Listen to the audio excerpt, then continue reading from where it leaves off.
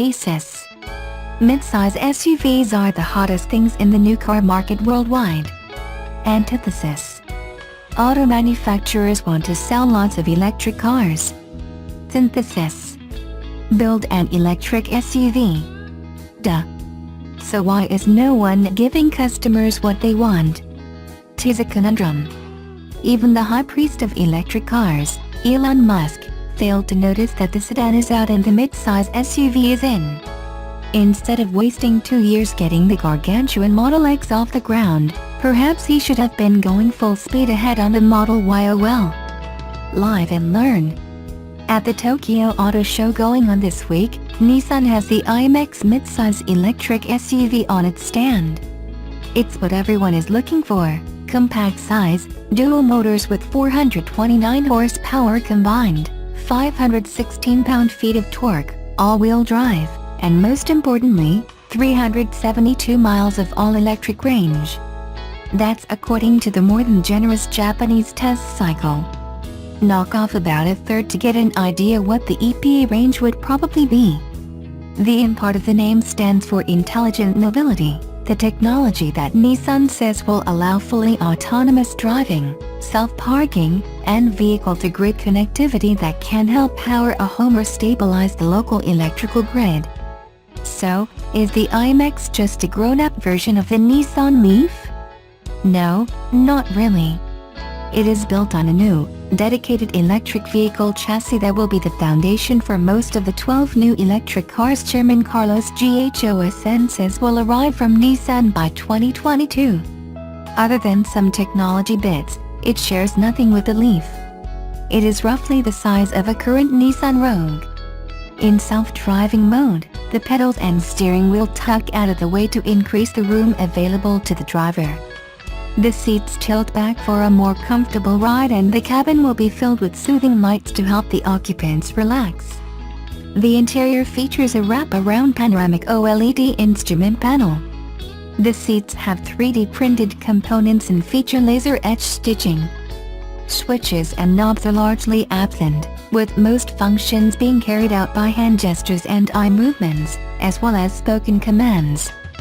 Frankly, that makes more sense than the fussy touchscreens that Tesla owners adore but which require drivers to take their eyes off the road frequently. Of course, in a world where self-driving cars are the norm, none of that will matter. How much does the iMx prototype resemble an actual production car? Not that much, which is fortunate because the concept is but ugly, especially with the jet fighter from the 50s air intakes that start at the front and extend rearward along the car's flanks. Before the second-generation Nissan Leaf was revealed, the company showed the world an equally awkward IDS concept. Most of the extreme elements of that concept did not make it into production, thankfully. All of today's concept cars feature rear doors hinged at the back, but no major manufacturer except for BMW, with the i3, has had the courage to actually produce a car with so-called suicide doors. Even the Porsche Mission E will lose its rear hinge doors when production begins, leaving it looking more like a Dodge Charger than a trend-setting electric sports sedan from Stuttgart. When will Nissan actually build an electric SUV and what will it look like? No one knows, or the ones who do aren't saying. The Nissan Leaf may just hit the streets here in Japan last month, but the automaker is already hard at work looking to capitalize on the sportier looking, and hopefully sportier driving, variant with the Nissan Leaf Nismo concept. Looking to bring its performance heritage and relatively recent electric expertise together, the Leaf Nismo concept sets out to further prove that electric cars can be just as fun to drive as they are good for the environment.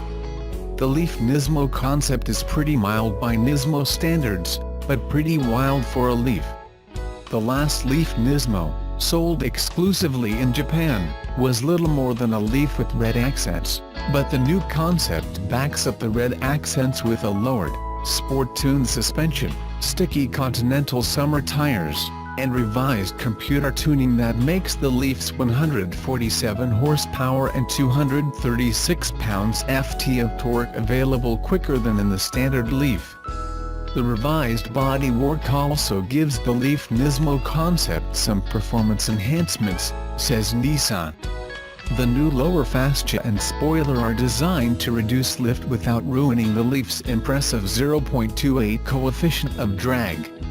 There are currently no plans to put the Leaf Nismo into production, but given the manufacturer's desires to both expand the appeal of the Leaf and the credibility of the Nismo brand, we wouldn't be surprised to see it on showrooms and on streets worldwide. Subaru has provided its first hint at what the next generation WRX may look like, with the Visive Performance concept making its debut at the Tokyo Motor Show today. Said to be inspired by previous models symbolizing the Subaru driving experience, such as the Legacy, Liberty, Impreza and WRX, the new concept increases the sporting intent further.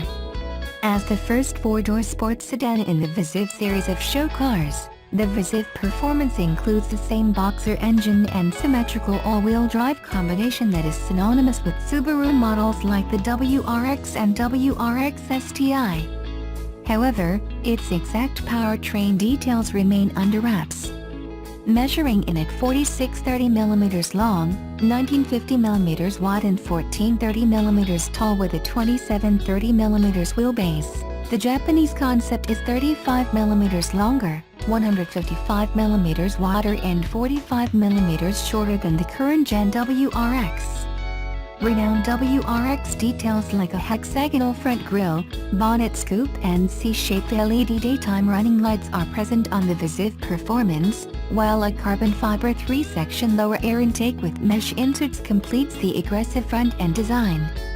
Meanwhile, the rear end is more of a departure from the established WRX look, with the shaped LED taillights featuring a hexagonal lighting signature extending towards the middle of the curvaceous bootlet with black lid spoiler. Additionally, the Visive Performance's chunky carbon fiber rear diffuser houses stacked quad exhaust pipes, which is similar in execution to the Alfa Romeo Giulia Quadrifoglio and Lexus RCF among others. The bulging front and rear fenders are punctuated by carbon fiber wheel arch extensions with air inlets, which surround 20-inch, wide-spoke alloy wheels wrapped in 245/40 rubber. Traditional door handles and side mirrors have been replaced by circular buttons and slimline cameras respectively, while a carbon fiber roof panel helps to reduce the center of gravity.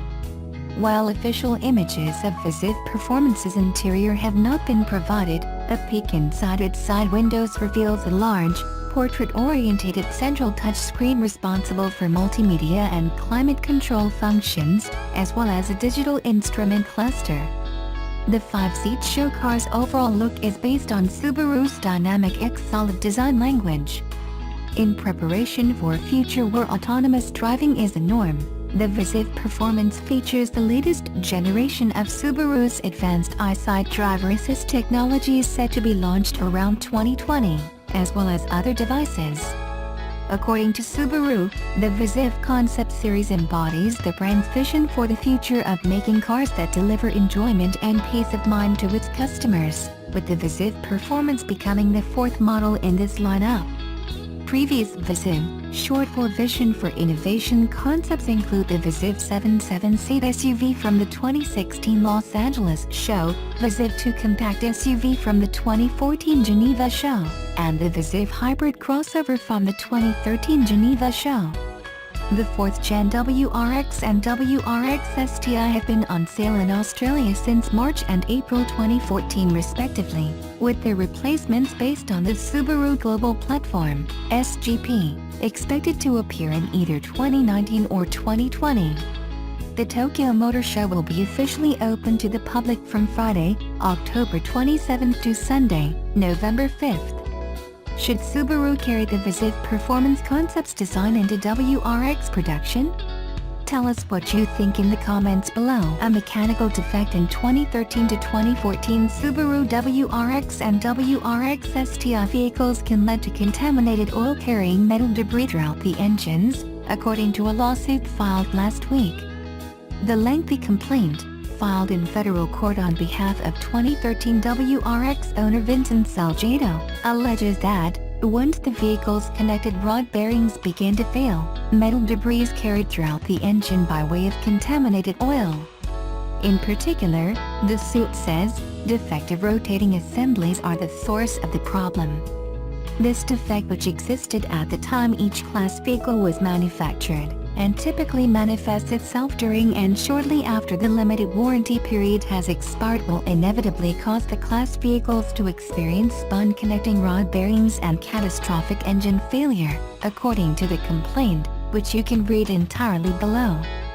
Further, due to insufficient channels of oil lubrication, the class vehicles often experience accelerated and premature catastrophic engine failure that can result in stalling events while the vehicle is being operated. Michael McHale, a Subaru spokesperson, didn't immediately respond to a request for comment from Jalopnik, but he told the Courier Post of New Jersey last Friday that it's investigating the claims. The Courier Post said the latest suit is the second case brought against Subaru by McCune Wright Arivalo LLP, a California-based law firm. The initial case, which claimed that several 2011 to 2015 Subaru models excessively consumed oil, was settled last year, the newspaper reported. Here's more from the Post-Courier. The latest suit, filed Thursday in federal court, Camden, is the result of an extensive investigation by our firm during the past year, said attorney Matthew Sherkoff at the law firm's East Coast offices in Berwyn, Pennsylvania. The WRX and WRX STI models, marketed as high-performance, sporty vehicles, sold almost 25,500 units in 2014, an annual increase of about 42%. The brand sold more than 16,000 units in 2013, also marking a sharp jump from year before levels. The 57-page complaint alleges that Subaru failed to disclose the issue to consumers, and asks for unspecified statutory and punitive damages. We'll update this post if we hear back from Subaru.